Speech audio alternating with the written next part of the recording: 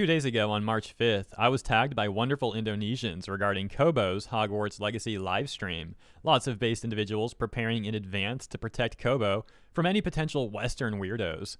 Although, as some people pointed out, perhaps those weirdos would need protection from Kobo if anything. She could just tear them apart. It wouldn't even be fair. It would be no contest. But anyways, I covered the topic. It was a very fun topic to cover, and the people tagging me as well as my coverage apparently set off a mini news cycle about Kobo in various other places on the internet, which was rather amusing and neat to see. However, we aren't done just yet, as a couple of highly amusing and comedic things have occurred since, which I'm going to be very happy to show you in this video. First example, we have Kobo's tweet right here, her announcement tweet, and then we got this guy, whatever. He says, "and unfollowed," getting a massive 4 likes in comparison to 422 responses, excuse me, and a tweet that violated the Twitter rules. I think I can show it on YouTube though. It was actually posted back on Reddit virtual YouTubers as well, with the caption, "least racist anti," and you can see the remark that was made right there. I'll leave it up on screen for like 1 second longer, and done. Gotta love the trans rights activist sending messages like that. Yes, great stuff, great stuff. Here's some more of the responses he received on the unfollowed tweet. And I don't think that guy's just like a satire account or a troll, because he's had his account since like 2011. He's got like over 3,000 tweets. He like pretty regularly talks about this sort of thing. So it doesn't seem like a troll account. Generally, troll accounts kind of just pop up and you can tell they're fake accounts and whatnot. Hey, I got tagged by Itazaku here as well. Thank you for that. Just saw that one. The point I'm getting at though is, while it's possible that that account is like satire or a troll or something, it seems to be more indicative that they're actually not, and they're completely serious. Further evidence to suggest that this guy is serious and not a troll or anything like that is the fact that he previously made a tweet talking about some lady who called the cops on him for not having a hat on his baby, and then he followed that tweet up with a picture of him and the baby saying, "found her hat." Now, I'm not going to show this picture because I don't want to bring this baby into it. This innocent baby has nothing to do with any of this. I also just don't want to show this dude's face either, though. But that is a thing that would suggest, again, that this is a real account. And last thing about this guy, you can see right here, the crab dude was like, "if you play the wizard game, you deserve to be bullied. It is my duty and pleasure." 4 likes versus 469 responses where the dude's just getting brutalized. "We are also ready to bully you if you disturb their fun." "I already have. Call the cops." Just a quick side note about this guy. This guy from the picture that I mentioned, I'm not going to show, he looks like he's well into his 40s, if not, older. And that's totally fine. No issue with that. The issue is that it's weird when you're like in your 40s or older and you're on Twitter LARPing as some trans rights activist and like threatening to bully a bunch of people for playing this game, which, by the way, a lot of them are kids, by the way. Like, just a complete weird look. Like, bro, and even if they're not kids, the one he's talking about, like, what are you doing being in your like 40s or 50s looking for people to bully over a video game? Absolutely pathetic. So let me be very, very clear one more time. My issue is not with people in their 40s or 50s or whatever. My issue is with a dude at that age doing the things that this dude is doing. It's really weird. To be quite frank, it's really weird to do what he's doing at any age. And then you factor in his age on top of that, though, and it just makes the whole thing even more bizarre. It's like, man, you'd really hope some people are more well-adjusted by then and have their life more together, especially when they have a kid. But, yeah. "Daddy, can we go out for ice cream?" "Shut up! I'm bullying the Hogwarts Legacy players." Moving on from that, we've now got some Twitter users, some Twitter cops, upset at me for my Kobo video. Let's take a look. "Stop lying, MF. It's not that she doesn't care. It's that she doesn't know. Drama regarding the game doesn't reach into the Indonesian side of the internet, of which she is fully immersed in.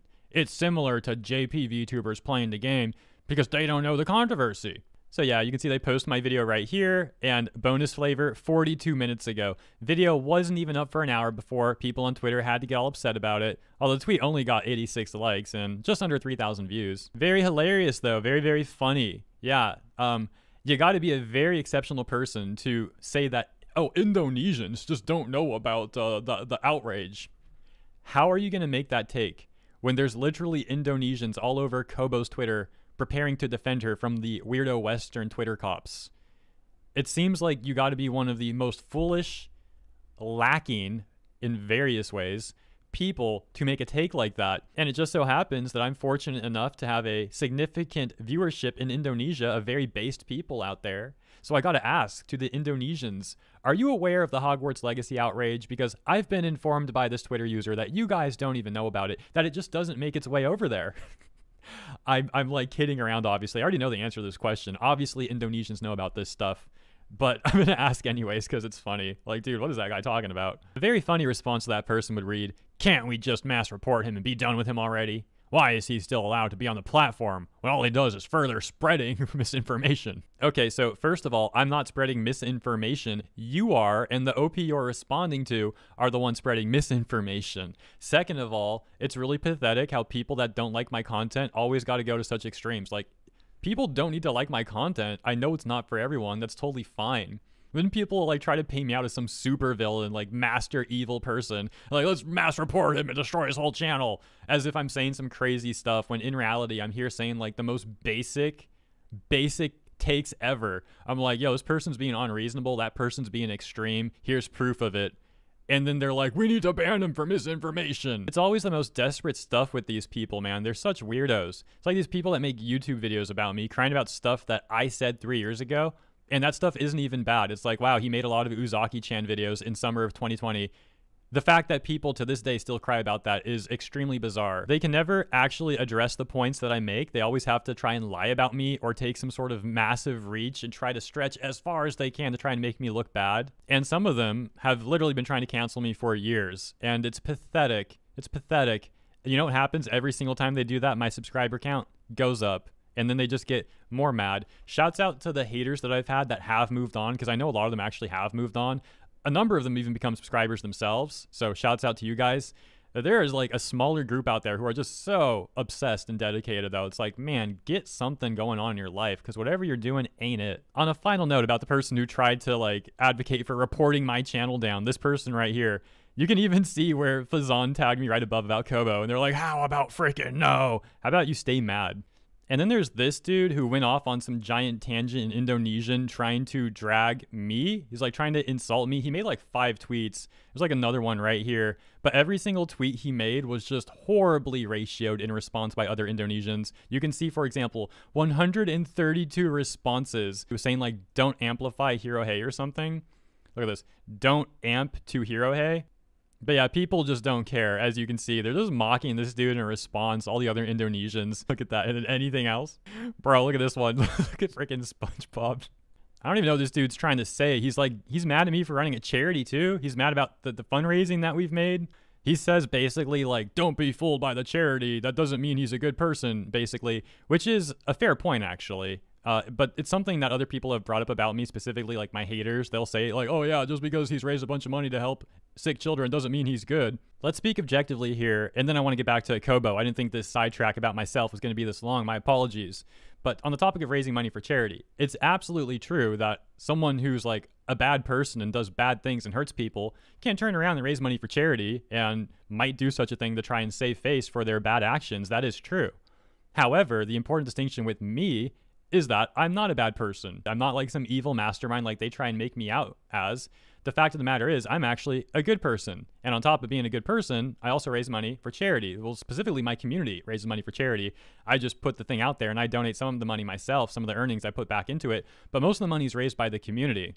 So yeah, it's a completely good thing that we're doing. There's nothing bad about it. And the fact that they have to try and make something bad about that is, again, another example of how far they reach and just how deplorable they are. Imagine trying to turn that into a bad thing. Oh, how dare Hirohei and his community raise over $13,000 for critically ill children. By the way, this is fundraiser too. Our first fundraiser raised around $7,500. So the total amount we've actually raised is close to $20,000 for critically ill children.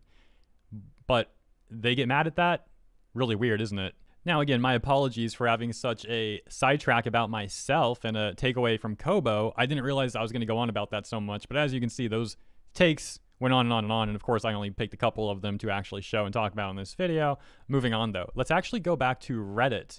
Back to the post where on Reddit Virtual YouTubers, people were talking about that crab person, that dude who I mentioned, you know, that other guy in the beginning of the video. We're going to go back to that Reddit thread because there's an interesting set of responses that I think you're going to want to see. Starting with this comment that reads, I think this person is just trying to stir up drama and troll. I can't imagine someone boycotting Harry Potter over JK's bigotry would turn around and be so unabashedly bigoted.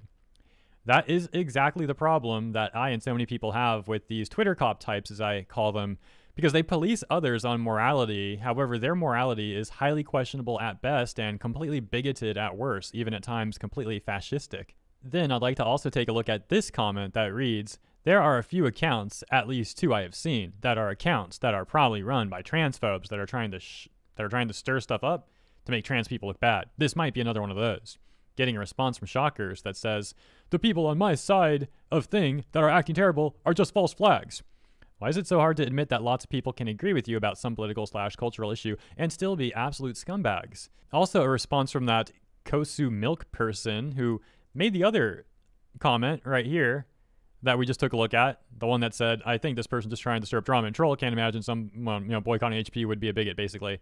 So they then said that they basically thought that that guy was also psyops or something, essentially. That psyop lie is one that many people have tried to spread on social media, including Reddit moderators on popular subreddits, where discussions of Hogwarts Legacy have occurred. Journalist corpos have also tried to spread that lie. Now, while there's a shred of truth that some people will pretend to be trans to say inflammatory things to make the trans community look bad, we know that by far the inverse is further true. Most of the harassment and the worst comments are from very real accounts, not ops, as I've showed evidence of recently, including various trans people who tried to spread terrible lies about Silverveil and Pikami, and even just yesterday I reported on a trans person who attempted to make claims of Pikami being a pedo, only for that person to get exposed by the internet shortly after for being into the very thing that they tried to claim Pikami was into. Just really funny how these Twitter cop types are upset at Kobo for playing Hogwarts Legacy. They're upset at Indonesians for defending her, and they're upset at me for reporting on all that. It's like they really need to get over it. None of this stuff is a big deal, and it just shows that they have nothing going on in their lives where this is what they're so pressed about. To end on a more positive note, Kobo is back playing Hogwarts Legacy with an over 5-hour-long live stream, so that's awesome. It looks like she sorted the issues out and is simply using a picture as her VTuber model for now. I guess that solved the GPU issues, though, and she still had a good time, and the viewers still enjoyed it, so it all worked out. So once again, definitely consider checking out Kobo's live streams if you haven't already, and thank you for tuning in. As always, thank you for your time. I'll see you in the comments and tomorrow for the next segment.